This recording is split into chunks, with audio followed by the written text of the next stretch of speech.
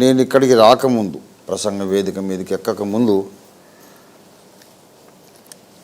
My mind is always totally blank regarding the topic of the message for that time. అసలేం మాట్లాడాలో ఏమీ నాకు అర్థం కాదు. అంటే ట్రై చేస్తూనే ఉంటాను, ప్రభువా నాతో మాట్లాడు, నాకు నీ చిత్తాన్ని తెలియపరచు, ఏం మాట్లాడాలి.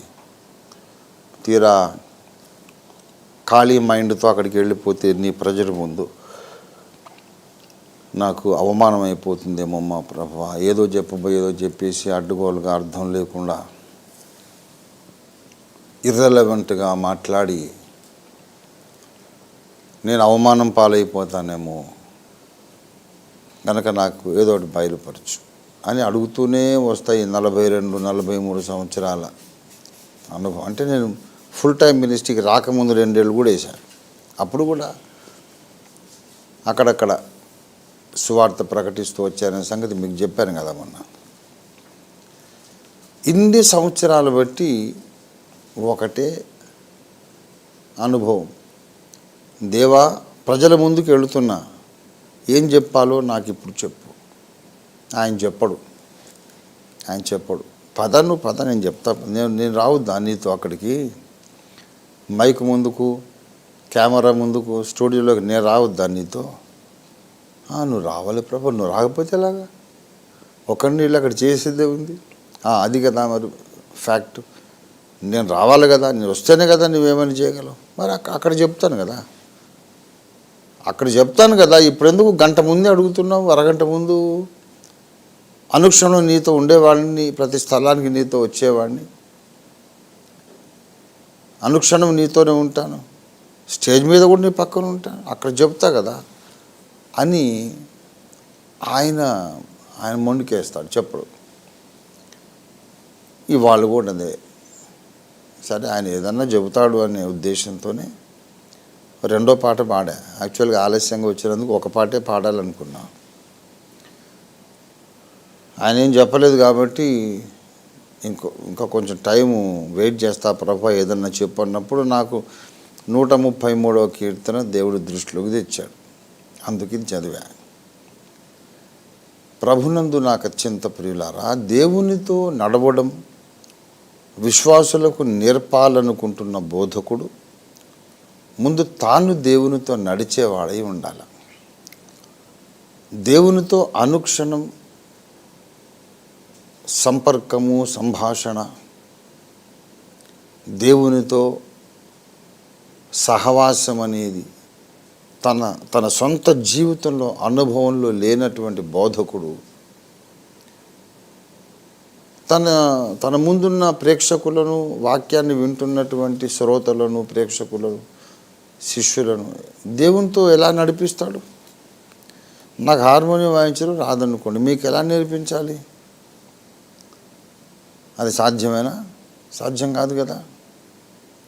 ఏదైనా విద్య నాకు వస్తే నేను ఇంకొకరికి నేర్పించగలను.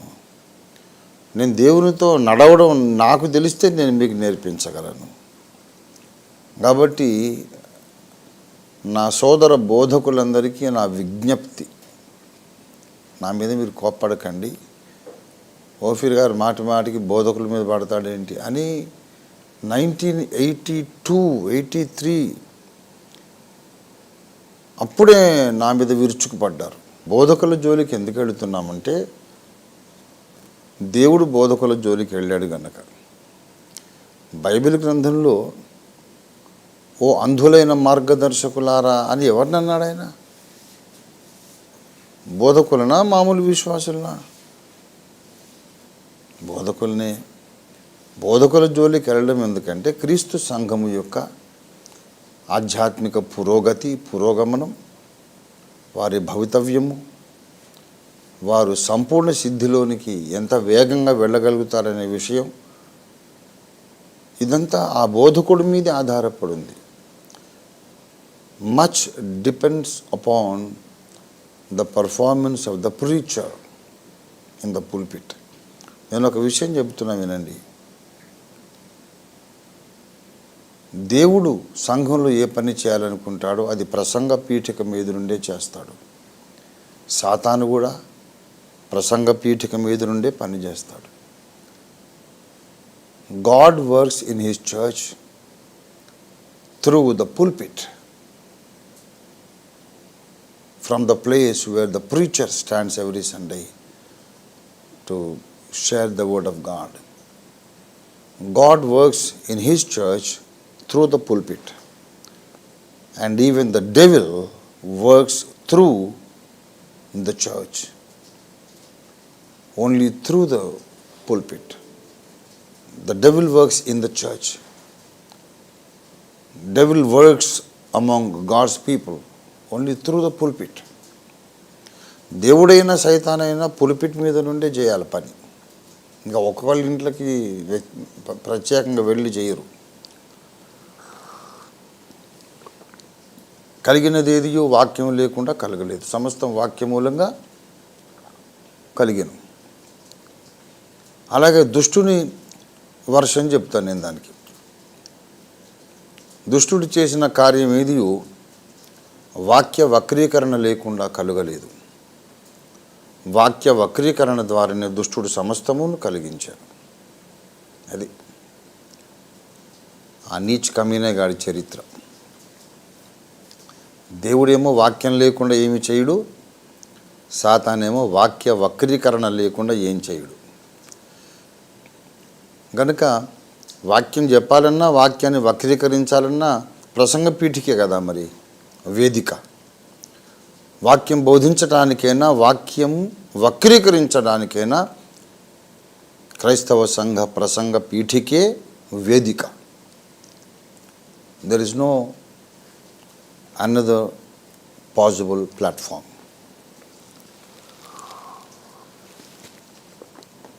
అందుచేత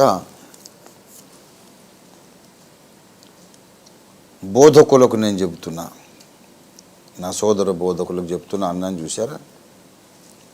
ఆ పాయింట్ కొరకు ఇందులోకి వచ్చాను నేను. బోధకులు ముఖ్యం. నా సోదర బోధకులు, మీరు ముందు దేవునితో అనుక్షణం సహవాసం చేయడం నేర్చుకోండి. కావలసింది థియాలజీ కాదు.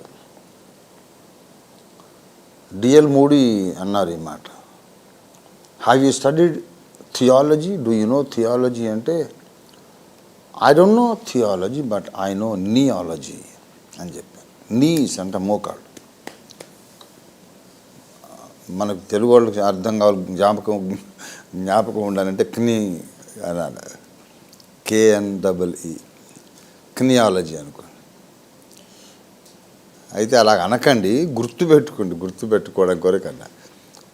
నియాలజీ అంటే మోకాళ్ళ శాస్త్రం, మోకాళ్ళ ప్రార్థనా శాస్త్రం, అది నేర్చుకున్నాడు ఆయన. So many wonderful preachers who achieved much in the ministry, they were not theologians or theological graduates. That includes me also. PM Samuel గారు కూడా ఆ థియాలజీ ఏమి మామూలు స్కూలింగే తక్కువ, ఆయనకి 7వ తరగతి చదివారు. అపోజిల్ PL పరంజ్యోతి గారు, ఆయన కూడా అక్షర జ్ఞానం ఏదో బిలో 10th క్లాస్, ఆయన 7వ తరగతి అనుకుంటా. But what a wonderful ministry he has done for the Lord. Brother Bakht Singh garu కూడా థియాలజీ అయితే చదువుకోలేదు. లోకరీతిగా అయితే ఆయన ఇంజనీరు, కానీ థియాలజీ మాత్రం లేదు, నియాలజీ. గనక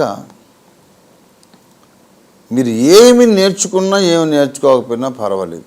బోధకులైన మీరు, ప్రసంగికులైన మీరు, బోధకులైన మీరు, సంఘ కాపరులైన మీరు, మీకు ఏం తెలిసినా ఏం తెలియకపోయినా ఏం పర్వాలేదు. ముందైతే దేవునితో నడవటం మీకు తెలియాలి, దేవుని స్వరం వినడం మీకు తెలియాలి, దేవునితో మాట్లాడడం మీకు తెలియాలి, దేవుని సన్నిధిలో విరిగి నలిగి రోధించి కన్నీళ్ళ ప్రార్థన చేయడం మీకు తెలియాలి. I shall tell you one thing, my dear fellow preachers. The man God uses అనే అద్భుతమైన గ్రంథరాజాన్ని, అద్భుతమైన గ్రంథాన్ని ఆస్వాల్డ్ జే స్మిత్ గారు రాశారు.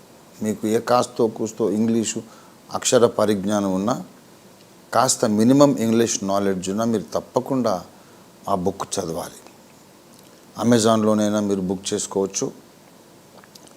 కెనడాలో మీ వాళ్ళు ఎవరైనా ఉంటే ఆస్వాల్డ్ జె స్మిత్ గారు దైవ సేవ చేసినటువంటి వారి ప్రధాన కేంద్రం కెనడాలోని టొరంటో సిటీ, టొరంటో కెనడా. అక్కడ టొరంటో అక్కడ పీపుల్స్ చర్చ్ అనేది నెలకొల్పినాడు ఆయన. ఆస్వాల్డ్ జె స్మిత్ గారి చర్చ్ పేరు పీపుల్స్ చర్చ్. అది ఇంకా కొనసాగుతోంది. తర్వాత వారి కుమారుడు పాల్ బి స్మిత్ గారు నడిపించారు. మరి తర్వాత ఇప్పుడు ఎవరు నడిపిస్తున్నారో నాకు తెలీదు. డాక్టర్ ఆస్వాల్డ్ జె స్మిత్ ఆయన రాసిన అద్భుతమైన గ్రంథాలు. Please read Oswald J Smith's books. The man God uses, the revival we need, the work God blesses. ఇవన్నీ ఆయన పుస్తకాలు. ఎటువంటి పుస్తకాలండి? ఎటువంటి పుస్తకాలు అనుకుంటున్నారు? They are on the Himalayan peak, Himalayan height. ఇంకా మనం చాలా మైళ్ళు కొండలు ఎక్కాలి. ఇంకా మనం ఇక్కడే ఉన్నాం భూమి మీద. Please take your spiritual life seriously. Please take your spiritual walk seriously. You have to climb up the mountains, many miles and miles together. అక్కడికి పోవాలి. అక్కడికి పోయిన తర్వాత మనకు ఏడబ్ల్యూ టోజర్ గారు, స్పర్జన్ గారు వీళ్ళందరూ అక్కడ ఇక్కడున్నారా అన్నయ్యలు మీరని అక్కడ అప్పుడు అనిపిస్తుంది అన్నమాట. ద మ్యాన్ గాడ్ యూజెస్ అనే అద్భుతమైన పుస్తకంలో ఆయన చెబుతారు, స్మిత్ గారు, ఆస్వాల్డ్ జె స్మిత్ గారు. If you want to be used by the Lord, you must know what it is to travail in the presence of God. Traveling అంటే travelling కాదు, travelling అంటే ప్రయాణాలు. TRAVAILING. ట్రావెలింగ్ అంటే ప్రసవ వేదన పడుట, labour pains వచ్చి బహువేదన కలుగుతుంది, దుర్భరమైన వర్ణనాతీతమైన వేదన. ఆ వేదన దేవుని సన్నిధిలో అనుభవించుటేంటో నీకు తెలియాలి. దేవుని సన్నిధిలో కన్నీళ్లతో ప్రార్థించడం తెలియని వాడిని దేవుడెన్నడూ వాడుకోలేదు, వాడుకోబోడు అని చెప్పారు ఆయన. Yes, I know what it is to be broken down in the presence of God.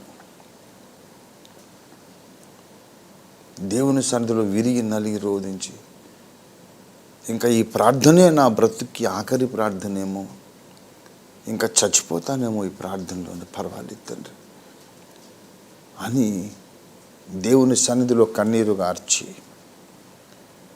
అది మంచమైతే అది నా దిండు, లేకపోతే మోకరిస్తే బండలు తడిచిపోయేవన్నమాట. ఆ అనుభవం నీకు రావాలి. ఏదో డ్రైగా, ఏదో ప్లాస్టిక్ స్మైల్ అన్నట్టు ఒక ప్లాస్టిక్ ఫేస్ ఒకటి ఆర్టిఫిషియల్గా పెట్టుకొని నీవు ముందుగా సిద్ధపరచుకొని వచ్చిన మాటలు దేవుని ముందు ఏదో ఎక్కాలు, మ్యాథమెటిక్ టేబుల్స్ అప్పగించినట్టు అప్పగించి 2 1 2 2 4 అన్నట్టు నువ్వు చెప్పాలనుకున్నది గడగడ చెప్పేసి యేసునామములో ఆమేన్ అని వెళ్ళిపోతూ ఉంటే నీకు ఎప్పటికీ అభిషేకము రాదు, నీ నోట్లోకి దేవుని వాక్కు రాదు, నీ సంఘంలోకి ఆత్మలు రావు. కొంచెం బాధపడడం, మోకరించడం, ఏడవటం నేర్చుకోవాలి. రోదన విద్య నీ సన్నిధి భాగ్యము కోల్పోతి, రోదన విద్యను నే మరచిపోతి. ఇది నేను సేవకు వచ్చిన కొత్తలో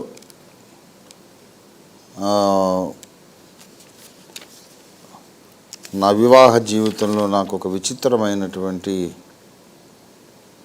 అనుభవం ఎదురైనప్పుడు చాలా మంచి ఉత్తమ కార్యము దైవ చిత్తానుసారమైన కార్యం అనేటటువంటి కార్యమే నేను చేసినప్పుడు దేవుడు తన అభిషేకాన్ని దూరం చేసి నన్ను చటామడ ఎడాపెడా వాయించేశాడు నా చెంపలు.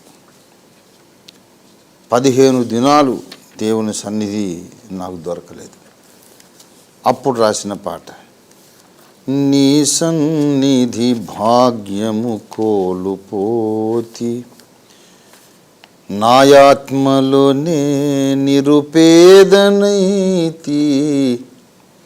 సకలైశ్వర్యములను మించునట్టి నీ సన్నిధానము నాకేయుమయ్యా కరుణామయుండా. ఇదొక చరణం. హృదయపు బలిపీఠము కూలిపోయే, రోదన విద్యను నే మరచిపోతే, ప్రార్థన బలిపీఠము బాగు చేసి, ప్రార్థన బలిపీఠము బాగు చేసి, కన్నీరు నాలో ఉబికించుమయ్యా కరుణామయుండ. దేవుని సన్నిధిలో కన్నీరు కావాలి. వేరొక పాటలు కూడా ఈ మాట ప్రస్తావించాను నేను. రోదించను కన్నీరే మిగులని కడు బీదనైతిని. ఎందుకు బీదనంటే బ్యాంక్ బ్యాలెన్స్ లేదని, మంచి బట్టలు లేవని, మంచి భోజనం లేదని, ఆస్తిపాస్తులు లేవని కాదు. నేను ఎందుకు పేదనైపోయానంటే ఏడుద్దామంటే కన్నీరు రావడం లేదు, అంత దరిద్రునైపోయాను. కన్నీటి ప్రార్థనే గొప్ప ఐశ్వర్యం. అది లేకుండా పోయింది నాకు. అన్నీ ఇచ్చాడు దేవుడు, తిండి బట్ట అన్నీ ఉన్నాయి. సమాజంలో వేల మంది నమస్కారం సార్, బాగున్నారా, నమస్తే సార్ అనేవాళ్ళు ఉన్నారు. ఒక పరపతి, పరువు, ప్రతిష్ట. తిట్టేవాళ్ళు బోడు మంది ఉన్నారు, మెచ్చుకునే వాళ్ళు అంతకంటే ఎక్కువ మంది ఉన్నారు. ఏం తక్కువ లేదు, ఒకటే తక్కువైంది, ప్రార్థిస్తే కన్నీరు రావటం లేదు.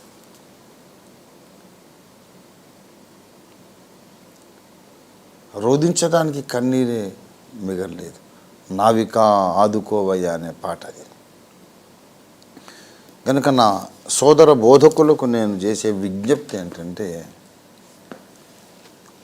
దేవునితో మీరు నడవండి. తర్వాత మీ బోధ వినేవారు ఆటోమేటిక్గా వాళ్ళు కూడా దేవునితో నడుస్తారు.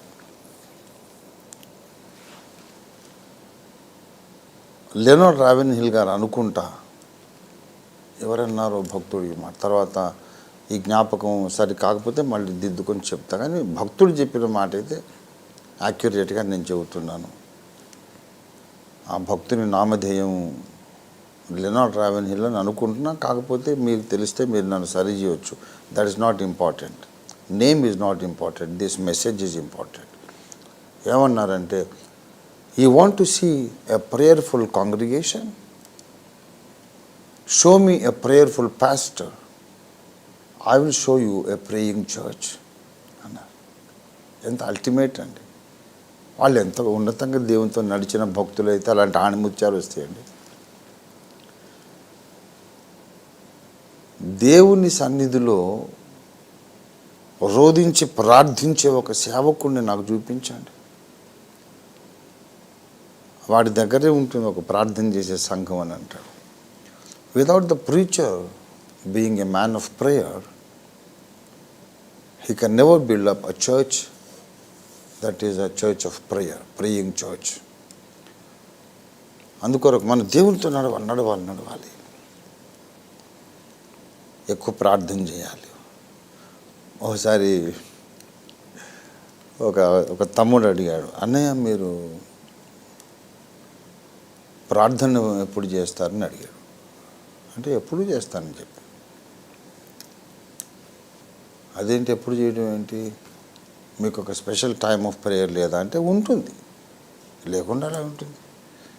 ఆ స్పెషల్ టైమ్ ఆఫ్ ప్రేయర్ కొరకేగా దాన్ని నేర్చి ప్రార్థన చేసా. ప్రార్థన బలిపీఠము కట్టుము, బలిపీఠం కూలిపోయిందన్న. టైమే లేకపోతే కూలిపోవడం ఎక్కడిది ఉంది. అది ఎక్కడో ఏకాంతంగా చేసుకుంటాను నేను. భార్యాభర్తల ఏకాంత సమయం ఎంత ప్రశస్తమైంది, ఎంత ప్రెషస్, ఎంత విలువైంది, ఎంత సీక్రెట్గా ఉండాలో అలాగా దేవుడు నా భర్త నేను ఎక్కడ ప్రైవేట్గా ఎప్పుడు ఉంటాను అది మీకందరికీ ఎందుకు తెలియాలి. నేను చాలా నేర్పుగా ఏకాంతాన్ని సృష్టించుకొని నా దేవుడితో నేను టైం గడుపుతా. అందరికీ తెలియకూడదు. భార్య ఎప్పుడు తన భర్తకు సన్నిహితంగా ఉంటుందో ఊరందరికీ ఆమె డప్పు కొట్టి పిలుస్తుంది ఏంటి, రండర్రా నేను నా భర్తతో ఉంటాను. ఏ స్త్రీ అలా చేయదు, ఏ పురుషుడైనా చేయడు. భార్యాభర్తల సంబంధం, అనుబంధం, కలిసి చేసే సహజీవనం, ఆ మధుర క్షణాలు వాళ్ళకి ఇద్దరికే సొంతం. ఊళ్ళో వాళ్ళకి డప్పు కొట్టి పిలిచి చెప్పేది ఏముండదు. దేవునితో అటువంటి ఏకాంత ప్రార్థన నీకు ఉండాలి. అది కాదు మాకు కనపడాలి కదా, మాకు మాదిరి కనపడాలంటే కనపడాలి. నేను చెప్పాను, బాబు నీ కొరకు నేను మళ్ళీ కొత్తగా ఎక్కడ మోకరించేది, అసలు నేను అప్పుడు మొదలుపెట్టిన ప్రార్థన మాననే లేదే. I never stopped praying as Jesus taught us. ఎడతెగక ప్రార్థన చేయండి, విసుగక నిత్యము ప్రార్థన చేయండి. మోకరించినప్పుడు ప్రార్థన చేయాలి, లేచినాక కూడా అది ఆపకూడదు. Pray while you are on your knees, but never stop praying after you stand up. Get up from the prayer room. మోకాళ్ళ మీద ప్రార్థన చెయ్యి, కానీ నిలబడ్డప్పుడు ఆ ప్రార్థన ఆపొద్దు, ఇంకా కొనసాగించాలి. That is called the prayerful life. ప్రార్థనా జీవితం అంటే అప్పుడప్పుడు గంట మోకరించడం కాదు, మోకాళ్ళ మీద నుంచి లేచిన తర్వాత కూడా ఆ ప్రార్థనని ఆత్మలో కొనసాగుతూనే ఉండాలి. అలాగ దేవునితో సహవాసం చేయాలి. నేను దేవునితో సహవాసం చేయటంలో చాలా ఇంకా ఎల్కేజీలోనూ యూకేజీలో ఉన్నానని అనుకుంటున్నాను. అది నా గురించి నా అసెస్మెంట్. ఇంకా వీళ్ళందరూ చాలా ఎత్తులో ఉన్నారు. లెనార్డ్ రావెన్ హిల్ గారు కానీ, పౌల్ అన్న కానీ, అబ్రహాం కానీ, బైబిల్లోని అబ్రహాం కానీ, వీళ్ళు చాలా అన్నలు, చాలా పెద్ద ఎత్తున వాళ్ళు ఉన్నారు. నాతో పాటు ఈ తరంలో బ్రతుకుతున్న సోదర బోధకులు దేవునితో నడవడం నేర్చుకుని అలాగా నడుస్తూ ఉంటే రేపేమి జరుగుతుందో ఇవాళ దేవుడు నీకు చెప్పే అవసరం ఉండదు. రేపటిలోకి దేవుడు నీతో పాటు వస్తాడు కనుక రేపటి సంగతి రేపే చెబుతాడు, ఇవాళ సంగతి ఇవాళ చెబుతాడు. నా ప్రసంగ అంశానికి రావడం కొరకు ఈ మాటలు చెబుతున్నాను. నీ జీవితంలో ఇప్పుడు నుండి రేపు, ఎల్లుండి, వచ్చే సంవత్సరం, రాబోయే అనేక సంవత్సరాలు దేవుడు ఎక్కడెక్కడ ఏమేమి చేస్తాడో, నువ్వేం చేయాలో మొత్తం స్కెచ్ రాసి నీకు దేవుడు ఎప్పటికీ ఇవ్వడు. అలా ఇచ్చేసేస్తే విశ్వాస యాత్రే కాదు అది. దేవుణ్ణి నమ్ముతూ నడవడం ఇంకేమున్నది. ముందే స్కెచ్ అంతా రాశాడు, నీకు ఇచ్చాడు. ఆ రోడ్ మ్యాప్ ప్రకారం ఇప్పుడు ఇటు ఈ టర్నింగ్ తీసుకోవాలి, ఈ అనుభవం వస్తుంది, ఇలా స్ట్రేట్గా వెళ్తే ఈ అనుభవం వస్తుంది. మొత్తం రోడ్ మ్యాప్ స్కెచ్ అంతా నీకు ఉందనుకో, ఇంకా విశ్వాసంతో నడిచింది ఏమున్నది బాబు. నీ నడక విశ్వాసంతో నడవాలి, దేవునితో నడక విశ్వాసంతో నడవాలి. కనుక నెక్స్ట్ మూమెంట్ ఏం జరుగుతుందో నీకు తెలియకుండానే ఉండాలి. అప్పుడే విశ్వాసం అనేది పనిచేస్తుంది. నెక్స్ట్ మూమెంట్ ఏం జరుగుతుందో నీకు తెలియకుండా ఉన్నప్పుడే కదా నువ్వు విశ్వసించాల్సి వస్తుంది. అందుకే భవిష్యత్ అంతా దేవుడు నీకు స్పష్టంగా చూపించాడు. ఒక మాట చెప్పాడు, ఆయన్ని నమ్మి అడుగేసి తర్వాత ఏమవుద్దు తర్వాత చెప్తాడు. ఆయన నెక్స్ట్ 1 అవర్లో ఏమవుతుందో అప్పుడు చెప్తాడు. గంటకొకసారి ఏమేం కావాలో ఎప్పటికప్పుడు ఏ గంటకు ఆ గంటే చెబుతాడు. కనుక దేవుని వెనక వదిలేసి నువ్వు వెళ్ళడానికి అవకాశం ఉండదు. దేవుని వెంట పెట్టుకుని నడవాలి, దేవునితో కలిసే నడవాలి. అప్పుడు ఎవ్రీ మూమెంట్ ఎప్పటికి కావాల్సిన గైడెన్స్ అప్పటికి వచ్చేస్తుంది. నాకు ఇప్పుడు ఇన్ని సంవత్సరాల అనుభవం అది. అప్పటికప్పుడు దేవుడు చెప్పి చేయించడమే. నేను ముందు రాసుకున్నది ఏది ఒక్క ప్రసంగమైనా లేదు. నేను సేవలోకి రాకముందు ఒక అంతలావు 200 పేజెస్ సింగిల్ రూల్డ్ నోట్బుక్లో ప్రసంగాలు రాసుకున్నా. మెయిన్ టైటిల్ దాని ఏమంటారు cross references, different points of the message, conclusion. అలాగా మా ఇంటికి పాత పేపర్లు కొనుక్కోవడానికి చిత్తు కాగితాలు కొంటాడే వాడు వస్తే మా అక్కయ్యలు అదేంటో తెలియక, వాళ్ళకి తెలియదు కదా నేను ప్రసంగికుడిగా ప్రిపేర్ అవుతున్నానని వాళ్ళకేం తెలుసు, తెలీదు. తమ్ముడు చిన్నోండి కదా, వాళ్ళు ఎత్తుకున్నోండి కదా, నా మీద అంత పెద్ద దృష్టే ఉంటుంది వాళ్ళకి. బాబా వాడు చిన్నోళ్ళు ఆయన దృష్టే. ఇప్పటికీ నాకు 62 ఏళ్ళు వచ్చినా వాళ్ళు ఎత్తుకున్నాడు. మరి వాళ్ళకంటే పెద్దోడు కాదు, ఢిల్లీకి రాజైన తల్లి కొడుకే.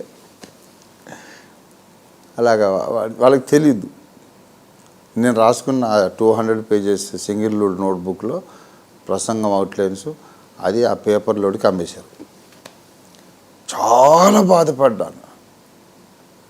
మా అమ్మ చనిపోయినప్పుడు ఎంత బాధపడా అంత బాధపడ్డా.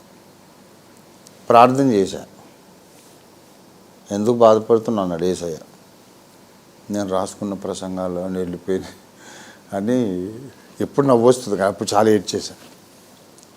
యేసుప్రభు ఏమన్నారంటే, పర్వాలేదు, ఎందుకు ఏంటి బాధ ఏంటి ప్రభా, నేను కష్టపడి చేసిన పరిశోధన అన్నీ అక్కడ రాసుకున్నాను, వాళ్ళు అమ్మేశారు అక్కోళ్ళు, తెలియదు అంటే. ఏం అమ్మలేదు, ఎక్కడికి పోలేదు అన్నాడు. అవునా, దొరకలేదు నేను పెట్టిన చోటది, అక్కడ లేదులే, కానీ ఎక్కడికి పోలేదు అన్నాడు యేసయ్య. అవునా తండ్రి, మరి ఎక్కడుంది అంటే, అవన్నీ నేను నీ గుండెల మీద రాసేసానులే. నువ్వు బుక్లో రాస్తున్నప్పుడు నావిరేలుతో నీ గుండెల మీద అవే అక్షరాలు నేను రాశాను. వాస్తవం ఏంటంటే, నేను ఏది నీ గుండెల మీద రాస్తున్నానో అదే పేపర్ మీద రాయాలని నీకు అనిపించింది. It is an effect. The cause is that I was writing that message on your heart with my finger. That is the cause. You are inspired to write the same letters on a paper. Let the paper go, but the message will not go from your heart. యేసయ్య చెప్పిన పాఠం. నేను అప్పుడు full time సేవకుడిని కాదు. అప్పుడు దేవుడు చెప్పి నీ గుండెల్లో నేను రాశాను, నువ్వు పోయి చెప్పన్న ప్రసంగమే 2 రేపుల ప్రసంగం, 2 మానభంగాల ప్రసంగం. డ్యూటరానమీ 22వ అధ్యాయం నుంచి నేను చెప్పాను కదా, మొన్న ఆదివారం చెప్పారు. అప్పటి నుండి యేసయ్యతో నడుస్తూ ఉన్నాను నేను. నాకున్న ధన్యత అది. నేను పర్ఫెక్ట్ కాదు, కానీ యేసయ్యతో నడిచా. You know one thing, even imperfect people can walk with God. God is not looking for perfect people to walk with him. Never let that wrong notion deceive you. కొంతమంది దేవుడిని చాలా హెచ్చించినట్టు మాట్లాడేసి ఏమంటారంటే, పరిపూర్ణులైన వారితోనే దేవుడు నడుస్తాడు. నువ్వు దేవునితో నడవడం ఇష్టపడుతున్నావా, నువ్వు లోపము లేకుండా ఉండాలి అని చెప్పి. అదో పెద్ద పరిచయులు అండి. క్రైస్తవుల్లో చాలామంది పుల్పిట్ మీద బోల్డ్ మంది పరిచయులు ఉన్నారు. కృపలో జీవించేవాడు ఉండాలి పుల్పిట్లో. ఈ మాట కూడా చెప్తున్న బోధకులందరికీ. యోహాను, యాకోబు, యోహాను అన్నదమ్ములు, జెబెదయి కుమారులు అండి, యాకోబు, యోహాను. వాళ్ళిద్దరు సొంత అన్నదమ్ములు. వాళ్ళు చాలా జెలట్స్ అన్నమాట. On fire for God. They are very strict people, uncompromising people about righteousness and obedience. కొంచెం తేడా వస్తే చంపేసేంత కోపం వస్తుంది. ఎందుకంటే వాళ్ళు తప్పు చేయరు, ఇంకోటి తప్పు చేస్తే క్షమించరు. ఒకసారి ఒక గ్రామం దగ్గరికి వస్తే వాళ్ళ ప్రభువుని చేర్చుకోలే. తండ్రి, ఏలియా చేసినట్టుగా ఆకాశం నుండి అగ్ని దిగి వచ్చి వీరిని దహించినట్టు మేము ఆజ్ఞాపించడం మీకు ఇష్టమా? అది ఆయన చేసుకోలేడు, వీళ్ళు చేస్తారంట. వాళ్ళని కాల్చేసేయాలని కూడా యేసయ్య అనిస్తాడు ఒక మాట. అంజూరపు చెట్టును శపించినట్టు ఈ గ్రామం దహించబడును కాక ఆయన చెప్పలేడు. వీళ్ళు వచ్చి ఆయనతో చెప్తున్నారు, నేను చేర్చుకోలేదు వీళ్ళని, దహించేస్తాను ఏలియాలాగా. అందుకే పరలోక రాజ్యం తాళపు చెవులు వాళ్ళకి ఇవ్వాల, పేతుడికి ఇచ్చారు. ఓసారి బొంకినవాడు, యేసు అంటే ఎవరు ఎరగని అన్నోడు, నీళ్ళ మీద నడవబోయి మళ్ళీ మునిగిపోయినోడు ఆయనకి ఇచ్చాడు. వీడే కరెక్ట్ నాకని. ఎందుకు తెలుసా? ఎన్నడూ మునగనోడు, ఎన్నడూ బొంకనివాడు వాడికి కనుక తాళపు చెవి ఇస్తే ఎవరెవరు అవిధేయులు వాళ్ళందరినీ కాల్ చేస్తూ పోతుంటారు. సంఘం మిగలదు, మొత్తం బూడిద మిగులుతుంది. People who are over righteous cannot be good pastors. You take down this statement. People who are over righteous, అతినీతి మంతులు మంచి సంఘ కాపరులు కాలేరు. They can be good Pharisees but not good pastors. కొంతమంది ఇక చాలా మాకంటే నీతిమంతుడు, కెరూబులు కూడా వేస్ట్ అండి మా ముందు. మేము కదా అసలు నీతికి మేము ప్రతీకలం, నీతికి నిర్వచనం నేనే కదా, పర్ఫెక్ట్ నేను అనుకున్నంత భక్తి గర్వం ఉన్నోళ్ళు సంఘ కాపరులుగా ప్రసంగ పీఠికల మీద ఉంటారు. అట్లాంటి సంఘాన్ని నేను చచ్చినా పోను. ఎందుకంటే అంత స్ట్రిక్ట్ మేధావి కాబట్టి నేనేదన్నా చిన్న తప్పు చేస్తే కనికరము లేని తీర్పు తీరుస్తాడు, నన్ను నాశనానికి పంపుతాడు. ఏలియా చేసినట్టు అగ్ని దిగి వచ్చి వీడిని దహించును కాక అంటాడు. అదే పేతురైతే అలాగన్నాడు. నువ్వు బొంకేవ తమ్ముడు, ఒకప్పుడు నేను ఇలాగే బలహీనపడ్డాను, పర్లేదులే మళ్ళా యేసయ్య నిన్ను క్షమించి మళ్ళీ వాడుకుంటాడు, పశ్చాత్తాపపడు అని ఎంకరేజ్ చేస్తాడు. బలహీనులను ప్రోత్సహించడానికి పరిపూర్ణులు కాదు, పడి లేచిన వాళ్ళే పనికొస్తారు. ఇది కూడా ఒక వాల్యుబుల్ కోట్ మీకు.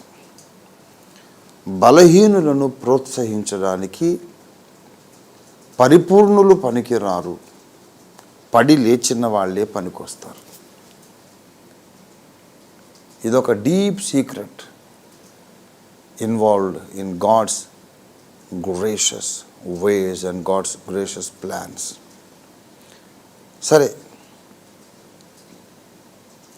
దేవుని సన్నిధిలో మనం నడవాలంటే నువ్వు పర్ఫెక్ట్ కానక్కర్లేదు. ఈక్వల్లీ ఇంపార్టెంట్ స్టేట్మెంట్ నేను చేస్తున్నా వినండి. You need not be perfect in order to walk with God. Even imperfect people can walk with God. But if you are not a perfectionist, it is highly impossible to walk with God. పరిపూర్ణులు దేవునితో నడుస్తారని Bible చెప్పటం లేదు, పరిపూర్ణతావాదులే నడుస్తారు, ఇది Bible చెప్తుంది. Already పరిపూర్ణులు అయిపోయిన వాళ్ళు నడుస్తారని కాదు, పరిపూర్ణుని కావాలని ఆశ కలిగిన వాళ్ళు దేవునితో నడవగలుగుతారు. ఎందుకంటే అసలు పరిపూర్ణులం కావడానికి మనం చేసే సాధనే దేవునితో నడవటం. పరిపూర్ణులం కావడానికి మనం చేసే ప్రయత్నమే సృష్టికర్తతో నడవటం. నడవడం అంటే నిజంగా రోడ్డు మీద పోయి వాకింగ్ రోడ్ మీద చేయటం అని కాదు, జీవిత యాత్రలో దేవునితో నడవటం, అడుగు తీసి అడుగు వేయడం. ఏంటంటే దేవునిలాగా మారడానికి మనం చేసే ప్రయత్నమే. ఎప్పుడైతే ఇది తప్పు నాలో ఉండకూడదని రియలైజేషన్ వచ్చి దాన్ని వదిలించుకొని కొత్త తీర్మానం చేసామో ఒక అడుగు ముందుకు పడ్డట్టే. ఒక మంచి పని చేయడానికి తీర్మానం చేయడం, ఒక చెడు పని మానడానికి తీర్మానం చేయడం, అవన్నీ ముందుకు నడవడమే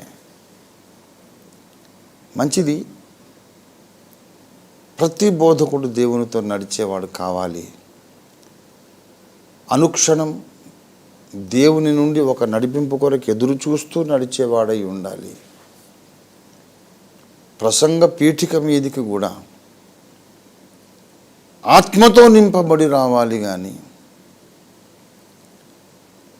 బైబిల్లోని అక్షర జ్ఞానంతో నింపబడి వస్తే ప్రయోజనం లేదు. ఏమన్నాను? This is a statement which you will not understand easily.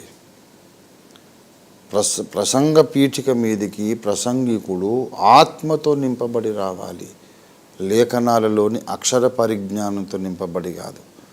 అక్షరాలతో నింపబడి వస్తే అక్షరాలు చంపుతాయి. అక్షరము చంపును కానీ ఆత్మ జీవింపజేయను. పరిశుద్ధాత్మతో నింపబడాలి. ఆత్మతో నింపబడడంలో 2 భాగాలు. పరిశుద్ధాత్మతో నింపబడము, లేఖనాల ఆత్మతో నింపబడడం. You must be filled with the spirit of God and filled with the spirit of the scripture. ఇంకా అప్పుడు ప్రసంగికుడిగా నువ్వు సిద్ధపరచబడతావు, కానీ ప్రసంగం అనేది నువ్వు సిద్ధపరచుకునే అవసరం ఉండదు. Please like, subscribe and press the bell icon to get all the updates.